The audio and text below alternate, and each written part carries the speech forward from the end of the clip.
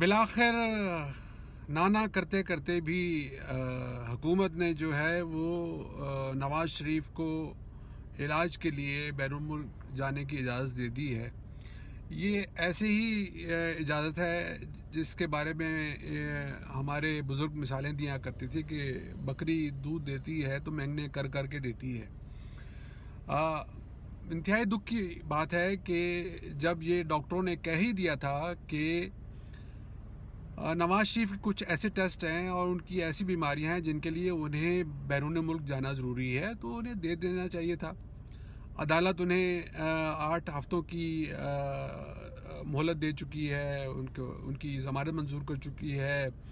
پھر سرکاری اسپتالوں کی رپورٹیں ہیں، آغا خان اسپتال کے ماہر ڈاکٹر کی رپورٹ ہے کہ وہ شدید بیمار ہیں۔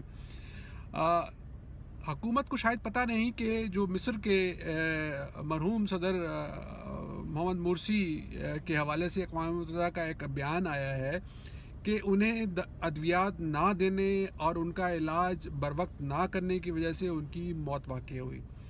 اگر ایسی خدا نخواستہ صورتحال پیدا ہو جاتی تو حکومت شاید کہیں کا بھی منہ دکھانے کے قابل نہ رہتی۔ ہاں، یہ ضرور ہے کہ نواز شریف ماضی میں بھی جب وہ سعودی عرب میں تھے تو انہوں نے اپنے بیٹے کے علاج کے حوالے سے درخواست کی تھی کہ انہیں سعودی عرب سے لندن جانے دیا جائے، لیکن لندن جا کر وہ اور ان کا خاندان واپس نہیں آیا تھا۔ لیکن میرا خیال ہے کہ ایسی آرائیاں اس وقت کرنی چاہیے جب نواز شریف اب کی بار دوبارہ واپس نہ آئیں، اور اس پہ تبصرے ضرور کرنے چاہیے۔